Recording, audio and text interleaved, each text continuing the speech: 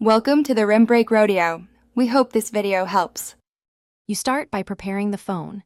Install Tasker, Auto Voice, and Auto Notification, and grant accessibility plus notification permissions so automation can control apps and listen.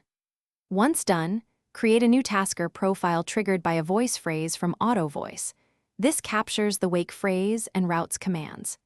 Make sure to disable aggressive battery optimizations for these apps so background listeners stay active. This first step creates the continuous input channel that turns voice into actionable triggers for your Jarvis workflows. Now you build the core automations. In Tasker, make tasks for calling, messaging, navigation, and media control. Each task should use clear actions and error checks.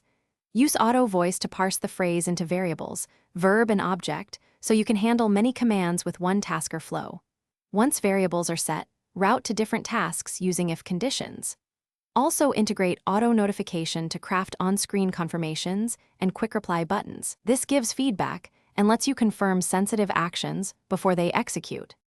Finish by polishing speech responses, adding fallback prompts, and chaining tasks for multi-step routines like Start Commute, which opens maps and plays news. Once configured, export and back up your Tasker project so you can restore quickly. Make sure to test edge cases and noisy room performance. If things fail, check accessibility, notification, and battery optimization settings first.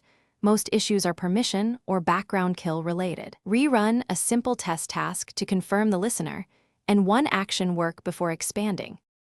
Thanks for watching. Consider subscribing if we helped you.